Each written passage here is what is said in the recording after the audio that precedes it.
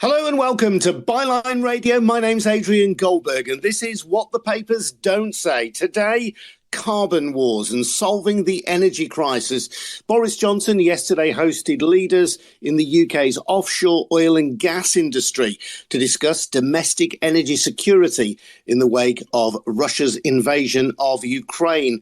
Russian oil accounted for 8% of UK supply before sanctions were imposed. 4% of our gas is imported from Russia. Johnson is now travelling to Saudi Arabia, clearly a much more humane regime than Russia, to have talks with Crown Prince Mohammed bin Salman in the hope that he will increase oil and gas production to replace the Russian supplies.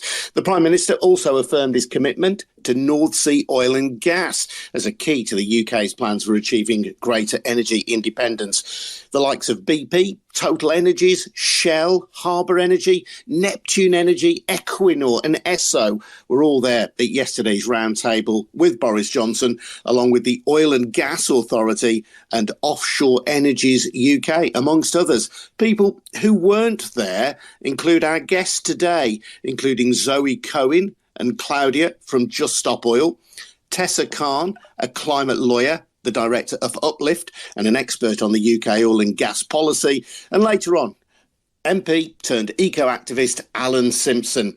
And my question today is this: instead of finding alternative supplies for oil and gas, whether in the North Sea, whether in Saudi Arabia, can we find another way to wean ourselves off oil, gas, fossil fuels in general, both to make the United Kingdom less dependent on the warp and weft of international politics, but also to help us combat climate change, which is a very real and present danger? I'd welcome your thoughts. I'd welcome your contributions wherever you're listening to Byline Radio around the world. Before we get cracking, let me just remind you that Byline Radio comes to you from Byline Times. Byline Times is a independent, fearless news organisation which has been exposing, amongst other things, corruption at the top of UK politics and Russian interference and propaganda and meddling in the British democratic system for years, long before it became fashionable to do so. We are not owned by any corporate sponsor or any traditional newspaper proprietor. We are funded by ordinary people like you. So if you want to support our work, please subscribe. Go to bylinetimes.com. If you do become a subscriber or a member, you get a monthly newspaper, the Byline Times, but you'll also be helping to support the work of Byline Radio, the Byline Times podcast, Byline TV, and our news-breaking website, bylinetimes.com, which is where you will find details of how to subscribe. That's at bylinetimes.com. As I say, we've got a stellar cast, but wherever you're listening around the world, if you've got a contribution to make, just a thought, a question, by all means do join in. Just request a microphone and I'll get as many of you on as we possibly can between now and 1 o'clock. But I also want to hear in depth and in detail from our stellar cast today. Let's speak first to Tessa Khan. Hello, Tessa. How are you doing? You all right? Yeah, and in many ways, I think that's the most acute in terms of the crises that we face at the moment, because it means that for people in the UK at least, you know, we're looking at 22 million people or 6 million families across the UK who are likely to be pushed into fuel poverty as a result of bills going up when the April price cap on energy bills rises, and then they're expected to rise again later this year in October to £3,000, which is just unimaginable for most people, given inflation and everything else. So, you know, this is our dependence on fossil fuels has really, I think, pushed people to their absolute limit in terms of their ability to afford a basic quality of life in the UK. And that's, you know, not to mention, as you say, the climate crisis and the way in which fossil fuels are underwriting murderous regimes all around the world. So, you know, I think the cost of living in the UK at the moment is an especially acute reason for us to reckon with the fact that North Sea oil and gas expansion in particular, which is something that the government and the industry, you know, all of those companies you listed earlier have been pushing for as a way to replace Russian oil and gas, really isn't an answer, because it won't make a lick of difference to the cost of people's energy bills. And whether, and I don't want to aim low here, I'm sure that the listeners to Byline Radio care about all three of the things that you mentioned: climate change, the reality, at the moment at least, of having to deal with these repugnant regimes. But even if there are people listening who don't care about those 2 points, I suppose I'm just driving away at the fact that everybody pretty much will have to care about how this impacts on the pound in their pocket. Yeah, that's exactly right. I mean, the cost of wholesale gas, which is what's driving up the price of people's energy bills, has skyrocketed. It's increased kind of ninefold since about 6 months ago. And that doesn't change regardless of how much more oil and gas we pump out of the North Sea. The only way we can reduce our energy bills is to get off oil and gas altogether. And there are definitely ways in which the government can make much more significant moves to reduce our dependency on fossil fuels and therefore to reduce people's energy bills in the short term. So, there are all sorts of measures in terms of energy efficiency, like insulating people's homes. For example, there's lots of analysis that shows that, by doing that at scale, the government can quickly make up for the oil and gas that we'll lose in terms of what we import from Russia. And then there's, scaling up the abundant renewable resources we have in this country as well. So it's really feasible for us to get off fossil fuels quickly. And we're, set to gain on all of those different fronts: the cost of living, climate crisis, and making sure that we're not driving violent conflict around the world if we do that. I'll come back to you shortly, Tessa, but let's bring in Alan Simpson at this point. Alan is a former Labour MP. He was an advisor to John McDonnell, and Alan lives in a lovely eco house, which I visited in Nottingham. And Alan, you've spoken about carbon wars, and I'll get into that particular area. A great little bit of history, I think, that is well worth exploring. But in a piece that you've written on your own blog, you've also talked about the practical measures that Tessa has alluded to that we might take, and which other countries have chosen to take, other countries in Europe that are reducing their reliance on fossil fuels. Morning to you, by the way. Hello, Adrian. It's lovely to hear your voice again. Yeah, feel free to talk me through them, what they're doing in Germany and Italy. Okay. It really follows on from what Tessa was just saying, that not only are the spiralling gas prices a good reason to look for other alternatives, those alternatives take us into, if we're bright about it, they take us into a different economics, which is what we're going to need if we're to avoid climate tipping points into breakdown and catastrophes. And they're also a better economics for including the poor. So if you take this idea that really, instead of chasing fracking or North Sea oil, both of which are illusionary and expensive and aren't quick to deliver, the better alternative is to go for installing 1 million heat pumps a year in people's homes to replace the gas, and to putting in high-quality insulation in those homes as well. Now, if you look at models for where this is working in Italy, what the government is doing there is they're actually paying people to do this work. If you install a solar roof, insulate your home, add in battery storage, and take out your gas central heating in favour of a heat pump, then you can write off 105% of the costs involved against any tax liabilities that you have over the next 5 years.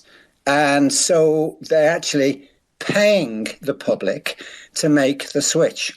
Decades ago, Germany did a similar thing when they used their development bank, the KfW Bank, to offer near zero interest loans over 15 years, some of which could be converted into just straightforward grants. If you improve the energy efficiency of the property and added in PV installations for your home. And they did this in ways that skipped past the dreadful bureaucracies that Britain has tried to embrace in the catastrophe of its Green Deal, by saying, OK, the KfW Bank trained the high street banks. They produced a two-sided application form that, provided you've got the planning permission and building regs, the banks had to process this in one single meeting with your local high street bank. So if you had your plans, you'd go in, they were duty bound to give you a yay or nay pretty much on the spot. So you could get ahead and do the work. And in a sense, the contrast with the approaches Britain has taken, which have been monstrously bureaucratic and incompetent, driven builders to distraction because they just couldn't get through the centralised bureaucracy that Britain seems to be obsessed with. So what I'm saying is we've got tons of examples of places that are already driving the changes.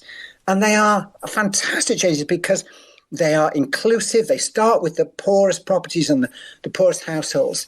And they say to people, look, we can all build a different economics where there are jobs and skills and a circularity of the way the economy works that will get us all through, in which we all become beneficiaries. The question is, people then say, how are you going to pay for it? And my answer is twofold. One is that all these energy companies that have been pocketing huge amounts of money during the pandemic and before that, they need to be the principal contributors. And so a straightforward profits tax on them would be how to fund it. The other way is there's an intriguing part of what's happening in North America, where the grid operators on a regional basis are given a duty to cut their carbon emissions by 10% a year and have to do it year on year and year and year. We're going to have to do that to avoid the climate tipping points. But what the grid operators said is, well, hang on a minute, we just maintain the wiring. How do we cut our carbon emissions? Well, some of those you can do by changing the supply from high carbon energy sources to low carbon or no carbon. But the other part is about reducing demand. And they said, well, we don't do this. We don't control what happens at the other end of the wires. And so the local or regional authorities said to them, then go and partner up with local authorities so that your ability to pay dividends to your shareholders, to yourselves, is conditional on you meeting that 10% per year reduction in carbon emissions. And if that includes reducing demand, then take your money, take your profits, so your income stream, and share it with local authorities who are the housing providers who can deliver the home improvements that you're going to need to meet your new statutory requirements. So all of this is ever so doable. So Tessa's ideas can all be wrapped up in a different package of an economics that would be socially inclusive, economically viable, and ecologically exactly what we've got to be doing if we want to survive. Interesting stuff, Alan. As I say, if people have got questions about this, I know we have listeners all around the world to Byline Radio. I know Alan's here until 1 o'clock with us. By all means, request a microphone and we will try and give as many of you access as possible. We've got Tessa Khan with us as well. We've got Zoe Cohen and Claudia, who we're going to speak to in a moment from Just Stop Oil. But we're keen to get as many of your voices in as possible. So, as I say, request a mic. And if you've got a question of any of our guests, by all means, do join in. And I should say, by the way, to our guests, if at some point you do need to butt out, I totally understand that. Just quietly disappear, that's fine. But if you can stay for the whole hour, that will be brilliant. But I recognise Tessa and Zoe and Claudia, you may have other things to do as well. That's fine too, if you do need to just quietly disappear from the conversation. But let's bring in Zoe Cohen from Just Stop Oil. Zoe, I thought it was really interesting that although Boris Johnson has said that he is going to meet leaders of the renewables industry and he's going to meet people connected with the nuclear power industry, it perhaps set the tone that his opening meeting was with North Sea oil and gas producers. This is on the road to producing a new energy strategy. I'm sure you won't disagree with me, I suppose, but it just perhaps just sets the mark for where government sees itself at the moment in terms of reliance or not reliance on traditional fossil fuels. Zoe, just have the microphone. I'm speaking to Zoe. Cheers, Adrian. I'm here. Yeah, thanks very much for having me on, Adrian, and lovely to meet you, Tessa and Alan as well. I agree with a lot of what's been said so far.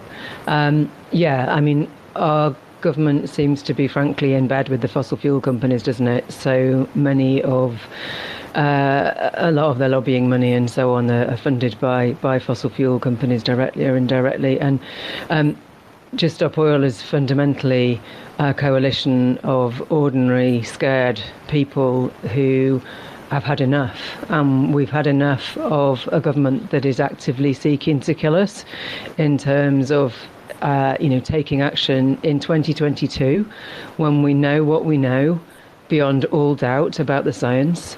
They are fully intending to, go with 40 plus new oil and gas licenses. And to do that at this time is utterly genocidal. And it's a complete betrayal of every young person in this country and every young person around the world.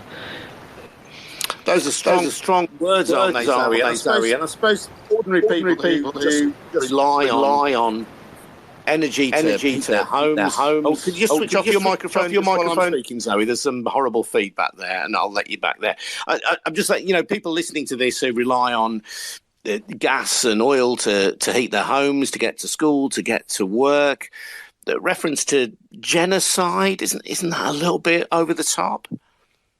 Not one bit at all, Adrian. The latest IPCC report that was launched by Antonio Guterres only 2 weeks ago yesterday rather, said very clearly that half of all of humanity, half of every man, woman, children on the planet are now in high-risk zones, risking their lives, basically, from extreme weather, extreme temperatures, humidity, heat waves, drought, disease spread, etc., etc. He talked about the IPCC report being an atlas of human suffering and a damning indictment of failed climate leadership. So, those sound like the words that might come out of, my mouth or another colleague's mouth in Just Stop Oil, but actually it's the UN Secretary General, and he's absolutely right. It's complete failed leadership. He also went on to say that the lack of action is criminal. And it is criminal. It's absolutely criminal.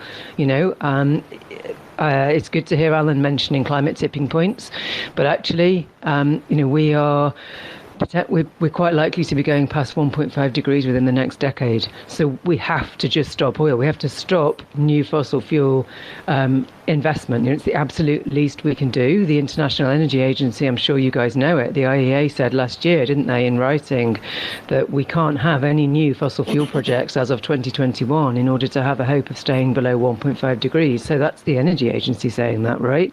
So to let our government take this action, a pivotal moment when we should be, as Tessa and Alan have already said, we should be pivoting away from fossil fuels, but they fully intend to not do that, and we can't let them.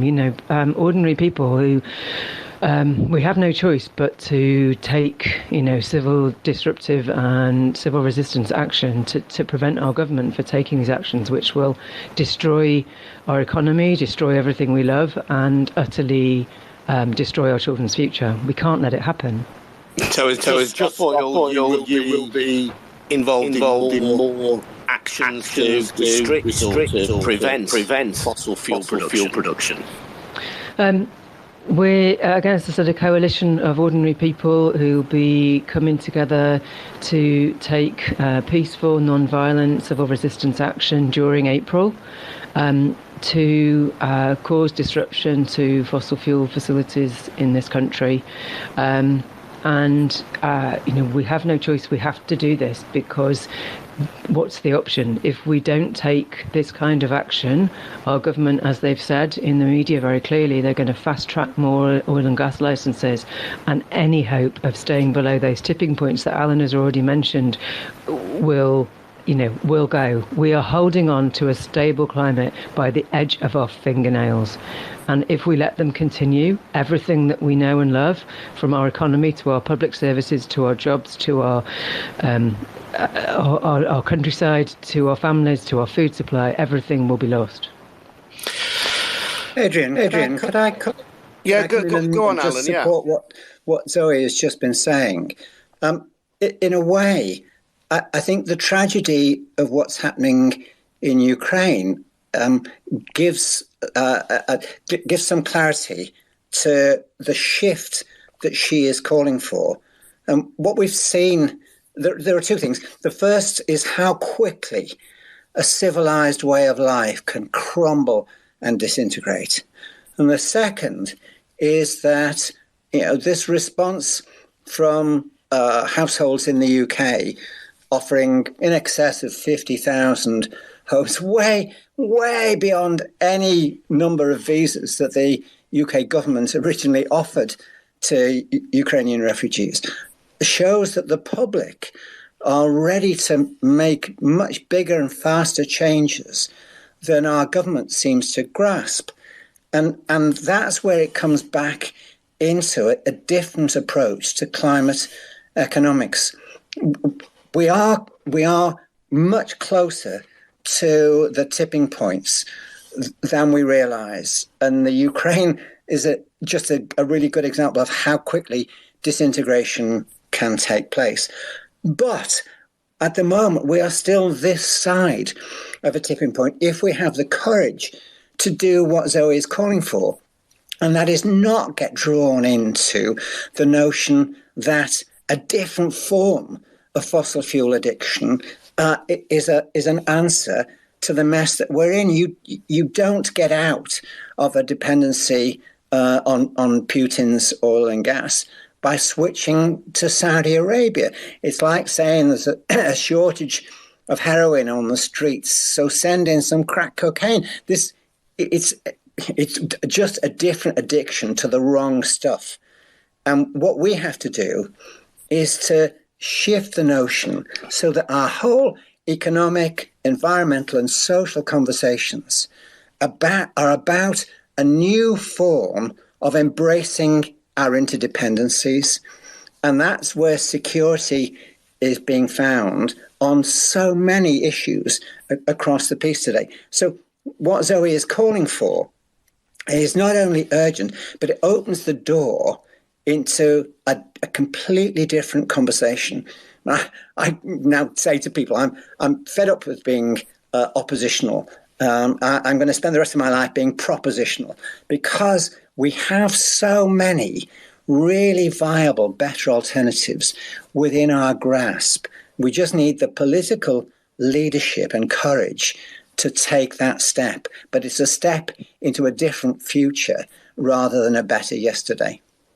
Alan, thank you for now. And just picking up on what Zoe said there, just reading from a statement issued on behalf of the UN Secretary-General Antonio Guterres at the time when the International Intergovernmental Panel on Climate Change report was published last August. He did say it's a code red for humanity. He said we're already at 1.2 degrees and rising. Warming has accelerated in recent decades. Every fraction of a degree counts. Greenhouse gas concentrations are at record levels.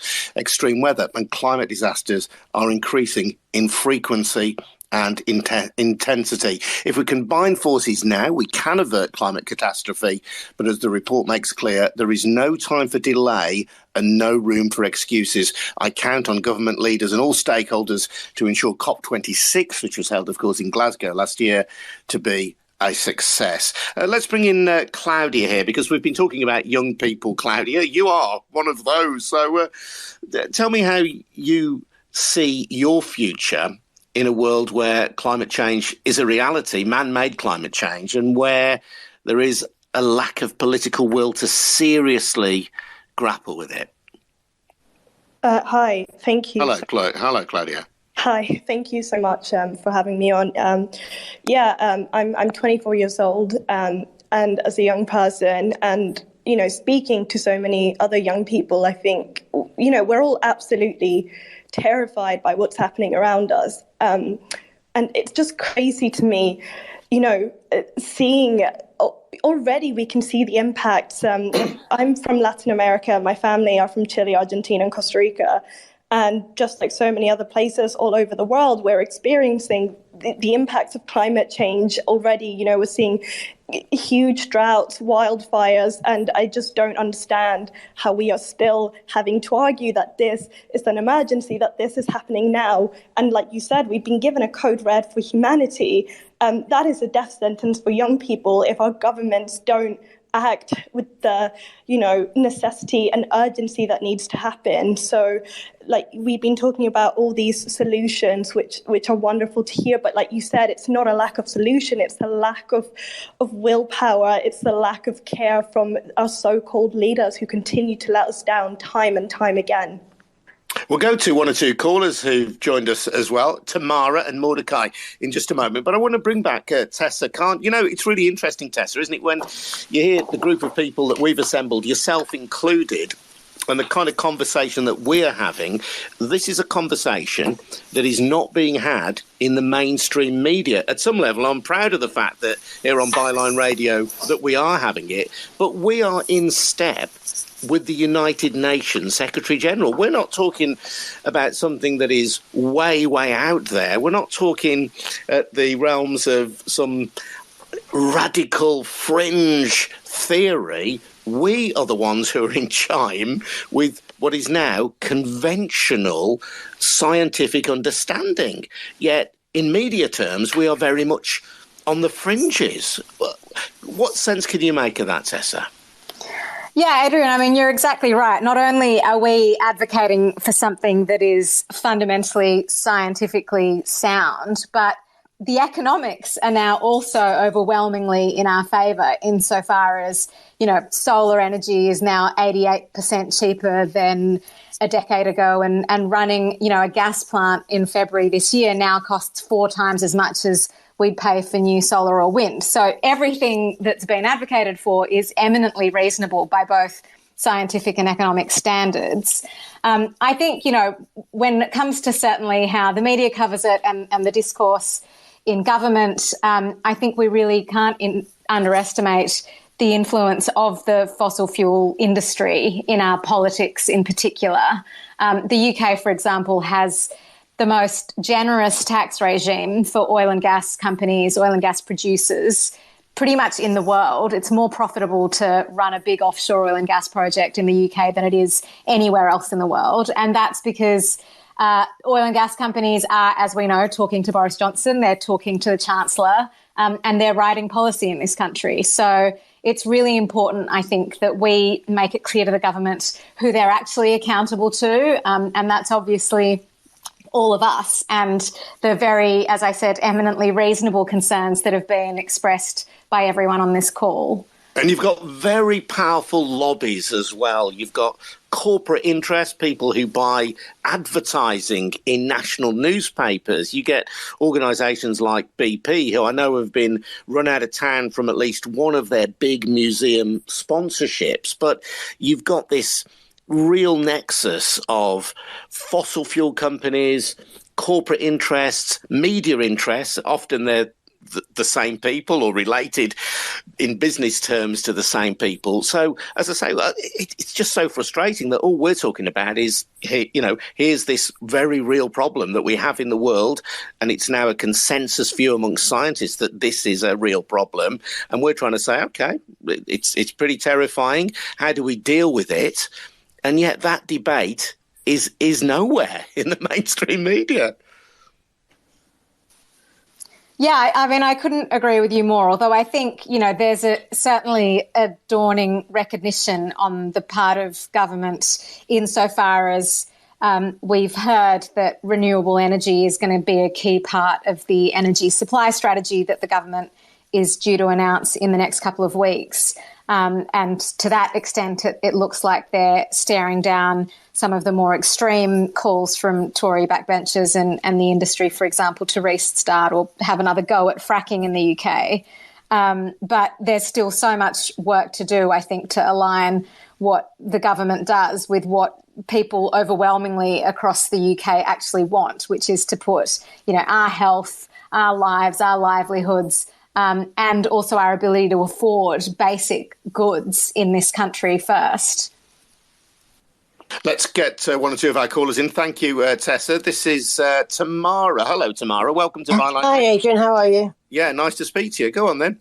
So I was initially thinking about the politics of this while I was listening to the sciencey stuff, because I don't really get that stuff as well. But what I think is we have to remember is that, you know, scientists have been shouting about this since the 70s, and they were called stupid. They were accused of all sorts in the media because of the propaganda. And the same goes for in the States. If we got money completely out of politics, it wouldn't just help with the environment. It would help with every single other issue that we have with our politicians. Because if you chuck a load of money at somebody, I'm sorry, but you know, those kind of people are going to be corrupted. So I think that the will of the people has definitely moved on, but we keep on getting. I mean, if you've noticed since Ukraine, in the States and here, the right-wing pundits going out there and screaming for more oil. They are just taking advantage of a terrible, terrible, tragic situation. So I think if we move forward in any capacity, we have to get money out of politics. It just has to happen. Have we lost you, Adrian? No, you haven't. You've got me back now. It's all right. The technology defeats me sometimes too as well. Thank you for that, Tamara. That's brilliant. Cheers. Let's bring in Mordecai, who I know is a regular listener from the United States and wants to make a contribution as well. Mordecai, welcome. What's your insight on this? Well, good morning here in the United States. One of the things, and I put this in the tweets, one of the things that I see as a scientist is that the facts of the science that the world is changing, that we're having what is called climate change, cannot be denied. I personally don't like the phrase climate change because the world is constantly changing. Sunspots have a different cycle, goes every single every 11 years. The world, in terms of the rise and fall of the oceans, that actually does change on a cycle that has nothing to do necessarily with human beings. Based on this science, we have to now go and say, okay, here's the science. What policies should we put into place that can help the science make our world better? And I think that doing things that make people feel better, like getting rid of fossil fuels, or I don't know, other things like that, is something that really is a problem. You take all of this data, you give it over to people who don't necessarily understand the impact of what their policies are doing, and it concerns me as a scientist. I don't think that we're looking at the whole picture. And the person who just spoke, I forget her name, she made a very good point, and that is that we have a lot of money. Should it be put into particular policies, in this case, science use policies, or can that money be put into other things in the world that are happening, whether it's famine, whether it's the war in Ukraine, and have policies which are using less money for other things that are environmental science. So that's just a thought I wanted to toss out. Yeah, I mean, you're not questioning the reality of man-made climate change, but you're making a point, perhaps a broader point, that there is climate change naturally occurring anyway, but you don't dispute that man is playing a significant role in changing the climate as well. That's 100% true. 100% true. There are things that man is doing. However, we have to look at the entire picture. And one of the things I put in the tweets is that sometimes we're not looking at the micro and the macro. We talk about climate change and 1.5 degrees Celsius going up in terms of the global temperature of the world. Well, that's good for the global picture, but it could be that in certain areas, let's say, for instance, Antarctica, an increase in temperature may not be so bad because it therefore causes glaciers, and when you have these glaciers, you have fresh water which is going off and being put into the ocean, and that actually is good for people. So, in a micro level, in a particular level, let's say. Could I come back at some point? Oh, sure. Sure. Yeah, same. Can I come in as well, Adrian? You go first, Zoe. Thanks. Thanks, Alan. I'm afraid I can't sit quietly whilst I hear someone, with all due respect, saying that global temperature increase is a good thing. It categorically isn't. We are a handful of years away of not being able to influence runaway climate change and total civilizational collapse. The worldwide agreed science, the IPCC, the complete agreed consensus on this, on the published peer-reviewed science, says that all ice on land is now melting irreversibly. All ice on land is melting irreversibly. You just need to sit with the reality of that for a little while and think it through, what it means for humanity. Just that one fact, and that's one tiny, tiny part of the catastrophe that we've already caused and that we're still causing, and our politicians refuse to stop.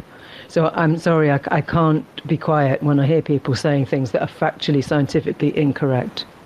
I think it's to follow that through in practical terms. No one that I've come across in the IPCC circuit disputes that the Earth has its own natural cycles, and it contributes, and the sun contributes in its own ways. But as Zoe said, the overwhelming weight of scientific evidence now is around human contributions to accelerated disaster. And so when we talk about the melting of Antarctica, if you mention that effectively in Southeast Asia, you're talking about the disappearance of Bangladesh, and sort of 1 billion to 2 billion people being displaced. That there are few, if any, positive consequences, and there are massive disruptive, damaging consequences of doing nothing. Now, the key for me about the point that Mordecai made is that we are sitting on the edge of having to write a different economics. And it's an economics that will put emphasis on our interdependencies and the relocalization of sustainable ways of living. There are fantastic examples in richer and poorer countries of where this is happening and how it can be done. But it cannot be on the basis that let's not disrupt today's way of life in developed economies that have overindulged on gas and oil consumption. I mean, we are effectively, it's a sort of gas and oil obesities that we're dealing with, and we've got to pull back from that. The key to it is to get beyond the lobbies that currently tell us that these are somehow the only solutions that can be considered. And I say this slightly laughingly because when I was a member of Parliament and bringing in the feed-in tariff payments in the UK to support the growth of solar installations on people's homes, when I was doing that against the opposition of a large part of the Labour Party, of which I was a part. What I was conscious of was that inside the Department of Energy and Climate Change at the time, there was me ferreting away, being a pain in the backside. But at the same time, there were over 100 secondees from the big energy companies who were all there helpfully working to advise government either in DEC or in Downing Street on the policies that would take us forward. And that took us into exactly the sort of mess that we are currently in, where there are massively distorting subsidies and tax inducements for the fossil fuel sector, and real liabilities or obstacles put in front of the path into renewables or using less. And in a sense, that for me is the most exciting space, a political space, that the movements like Zoe's and Claudia's really, and to actually have to shove the political system into. And it's not just the mainstream media. It has to, for me, it has to shift that conversation into the centre of parliamentary debates as well. We can't just have it being shaped by the conservative right, who are still corporately funded and to some extent bankrolled by climate deniers across in the States. But also we have to radicalise the thinking within the Labour Party. I used to think that was the job of Labour MPs to make that case. But actually, the likes of Zoe et al. Around the planet are now driving the most creative agenda of my life. And I'm massively grateful for that. But there is a real urgency to the importance of listening to the different direction that those movements would push us into. Let's get a word from Harry Earthling, who has joined us on Byline Radio. Hello, Harry Earthling. Welcome along. What do you want to say, Harry? Hi there.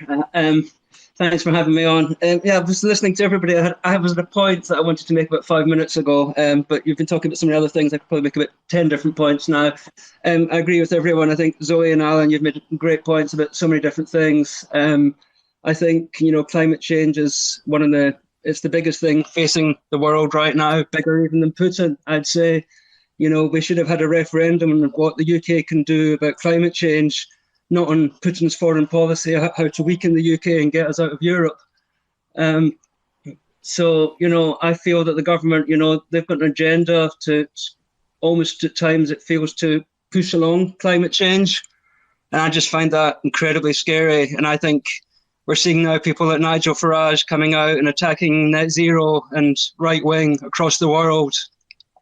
And they're all doing it just as Putin's invading Ukraine. The timing of it doesn't seem coincidental to me. And I think we really need to be looking at the right wing forces and people like Koch in America and why they've been pushing climate change for a long time. And I think what Mordecai said earlier about climate change not being the right word, I see it more as climate war. And I feel that they are almost weaponizing the climate change against the global south in a sort of weird white supremacist kind of way to, cause crazy problems down there. I don't want to sound like a conspiracy theorist, so I'll stop now. Thank you for having me. Listen, Harry, you're actually making a really interesting point. And I read an article from Byline Times, printed, I think, in 2019, quite a long time ago, about a group of activists and organisations, all organised or loosely affiliated to 55 Tufton Street, which, for those of you who don't know, is a kind of a network of conservative associated right-wing think tanks and lobbying groups collectively pushing an agenda which questions climate change. Now, I worked for many years as a presenter on the BBC and still do occasionally when they let me on. And that sense that you always had to have an opposing view, if you ever discuss climate change, I think in fairness, the BBC now has moved on from this. And I think you no longer have to have the person who denies the reality of climate change. But for many years, you did. You could not discuss climate change without having the view that said, hold on a minute, is this a real thing? And we now know that many of the voice were organised. That they were part of affiliation based around Tufton Street. Adrian, could I come in there? Of course. I'd agree with I think everything you've just said, and I would also add that, I'm sure yourselves and many people listening have seen the Netflix film Don't Look Up, produced and directed by Adam McKay, which of course, film. It hit the nail on the head. One of the nails on the head that despite the science being, rock solid and a consensus for many years around the world, it's still underreported and played down by the media, and that includes the BBC and many others. Yes, there's more coverage, but they're still not treating this like our life depends on it, and our life does depend on it. Alan knows this really clearly, Tessa knows this really clearly, Claudia and I know this really clearly, many of you listening know this really clearly. Our lives genuinely depend on it. It's not about grandchildren and children anymore, it's about us who are alive now. We I think, as Alan also indicated, collapse can happen really quickly. Many people have been shocked by how quickly collapse can happen in a society that looks perhaps similar to those that we're used to. Which, and I don't mean that with all the dodgy overtones and stuff in any way, but it's like, it doesn't take long for society to collapse, and we are no different, right? We are no different, and everyone in the media needs to connect with the reality of what the scientists are actually saying. We're saying, everything that we rely on is very, very delicately interconnected in our modern, globally connected world. And right now, we've got global food prices and food supplies being threatened by the Russia-Ukraine war, etc. So, all of this is interconnected to oil, fossil fuels, power, money, climate. We don't get to be in a single crisis anymore.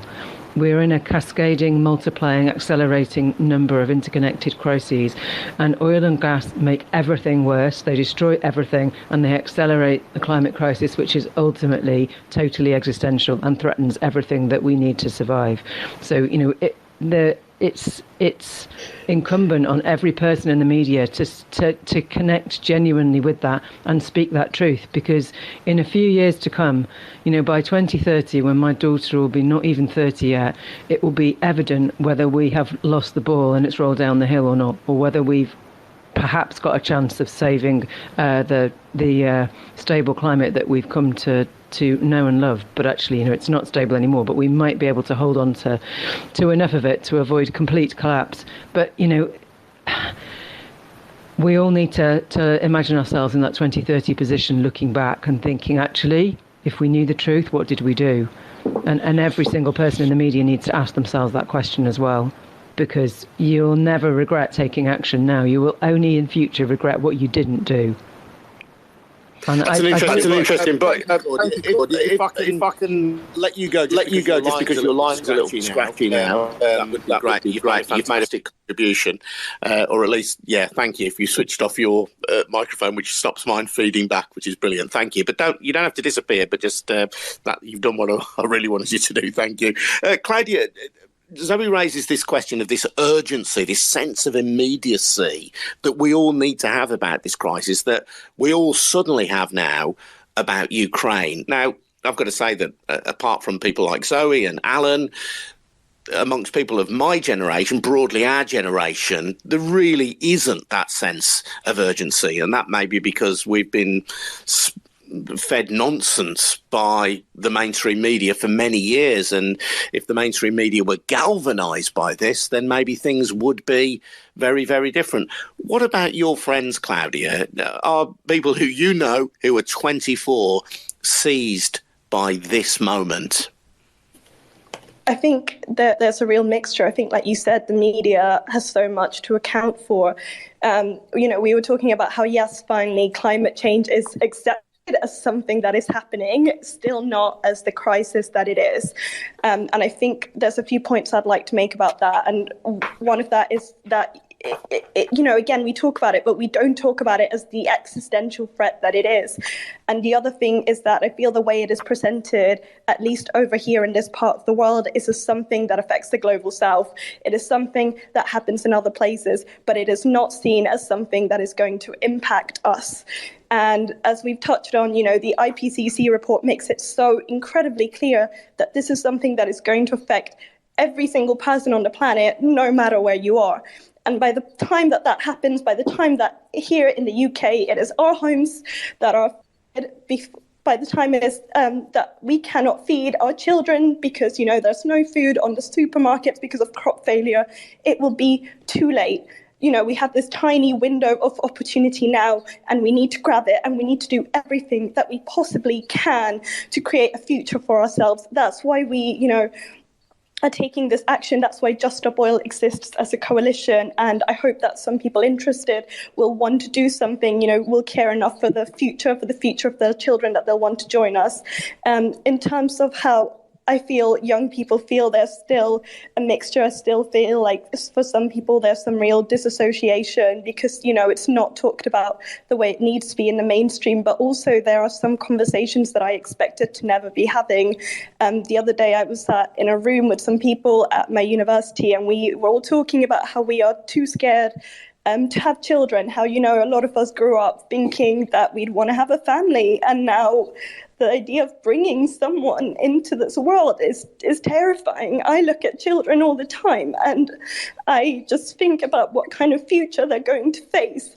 And like Zoe said, that's why I do what I do. That's why I hope more people will take action, because the only time we have to act is now. And I can't live with myself looking back at this and thinking I didn't do everything I possibly could to try and fight for some kind of livable future that isn't just a future that's filled with death and suffering. And that's why we have to just stop oil. I think that is a wonderful, wonderful comment. And that is, in a sense, what I think parliaments across the planet have to be grasping, what Claudia has just said, that the only time is now, and the only debate is how. And so we need to move into that space. And if there are silver linings, it is that there are some fantastic things happening around the planet that answer some of Claudia's questions. But we don't have enough time, Adrian, to go into these, but I would just say people should have a look at Denmark's State of Green, it's called. And this is how to construct a circular economics that makes more use of what we have in its reuse and moves away from the sort of consume and discard economics of today. And it puts circularity back into the process. Now, we're not going to be able to avoid food crises, but there are some really exciting answers to this. In the UK, people forget that during the Second World War, we were producing food from within our towns and cities at 6 times the amount per acre as was coming from the countryside, partly because we didn't have workers to go out in the countryside during the war. But towns and cities were the location of food production. And you're seeing that re-emerging in Berlin, in Paris, in Montreal, where a thing called Loofah Farms has taken over the rooftops of factories. They put greenhouses on top. They're taking the warm air from inside the factories, and they're growing food hydroponically to produce, I think at the moment, 20 to 25,000 shopping trolleys a week of food for themselves all year round. So in a sense, the relocalization of how we give ourselves food security, water security, energy security, all of this is doable. What we have to break the corporate control of government policy making around the planet, which has always been about feeding their bank accounts rather than feeding the public or providing energy security. I was just thinking, Alan, if instead of having all those oil companies and gas companies around the table yesterday, if Boris Johnson had Claudia around the table, we might end up with a very different energy strategy policy than the one that we are likely to get, even though, of course, that will include renewable. I mean, there's no suggestion that the government won't include renewables in that. We've moved beyond that point. Yeah, but it has to be centre stage. Anything that tries to dress up a policy around more drilling in the North Sea or a presumption that somehow nuclear is the answer, this is chasing yesterday's addictions as tomorrow's solutions, and it just won't work. The better solutions are entirely around renewables and around using and wasting less. And I think if we ask Claudia and Zoe and Tessa to be the architects of that, you'd get a much better set of policies than anything that currently you get out of Parliament. Yeah, I'm very interested as well. Harry referencing the Global South and Claudia picking up on that really well and saying, look, this isn't a problem for the Global South. It's very often predicated upon that in the West, in the global North, if you like. But the reality is, if this hits and when this hits, this will affect all of us. And the framing of these things is so important. I don't know if you noticed, Harry, that there's been talk about potential food prices, significant food prices in the West and in the UK for two reasons. One is the amount of wheat that is grown in Ukraine, which perhaps we won't have access to because of the war there, but also because of lack of access to Russian fertilizers. So the idea that we might be short of food is recognized as a feature somewhere in this war in Ukraine, this invasion of Ukraine. But as a consequence of climate change, it's just not talked about generally, but it's real. I was inviting you back in there, Harry. Go on. Sure. Sorry. Thank you. Yes. Yes. No. I've seen that. I mean, I kind of following up actually in everything that Claudia said. As you say, I agree with so much of that. I mean, I think it's tragic when we see younger people saying, they're scared to have children. They're thinking about not having children. I mean, if you stop and think about that for a second, whatever other period in humanity of our children been saying, we can't have kids, this is just madness. I'm in my 40s. I've not actually had kids yet. I'm having that conversation now with my wife.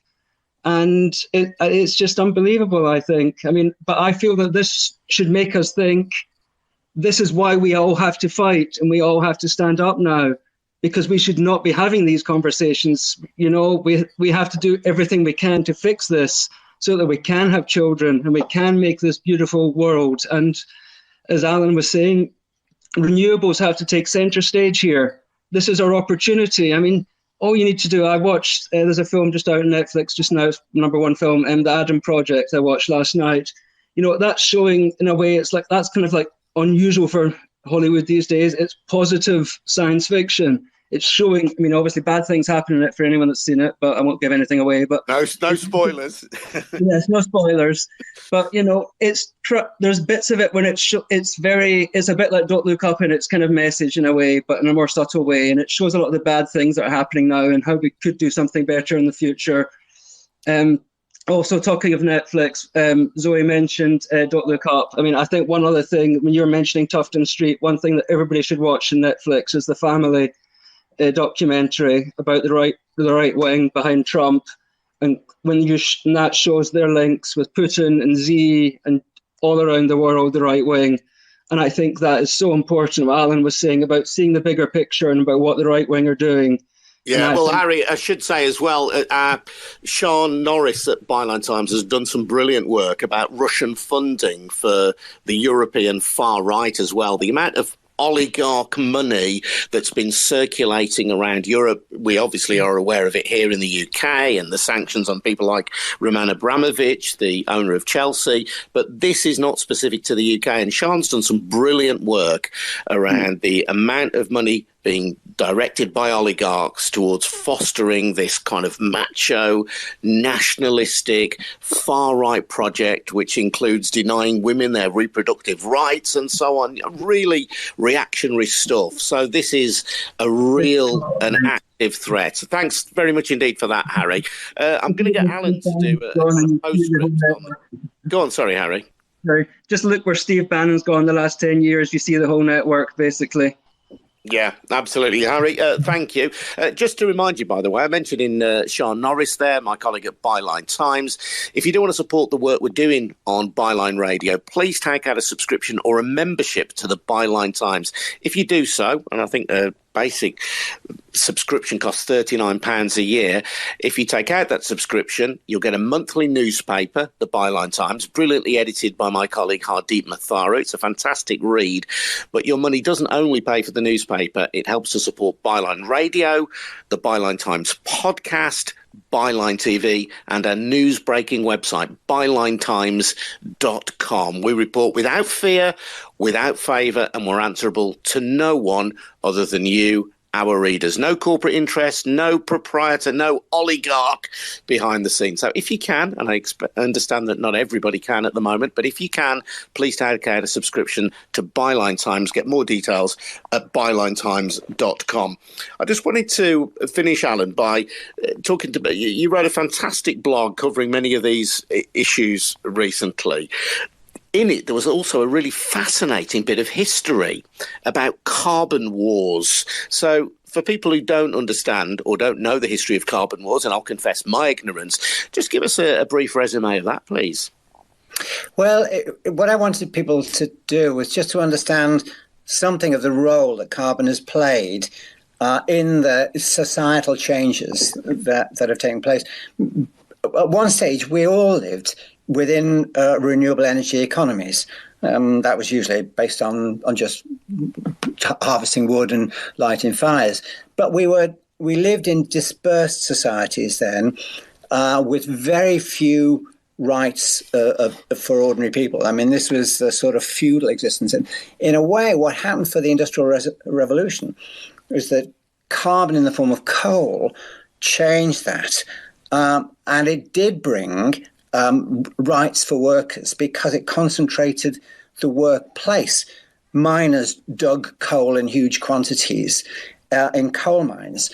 Then railway workers transported it in large quantities around the country, and dockers loaded it in large quantities onto boats. So in a sense, it provided the basis upon which workers and workers' pay and terms of conditions could all be negotiated from much stronger positions than had previously been the case. But at the same time, you had the growth of big corporate powers that began to replace or work with old imperial powers that were playing fast and loose around the planet, usually delivering wars over the ownership of the next phase of carbon, which was of oil.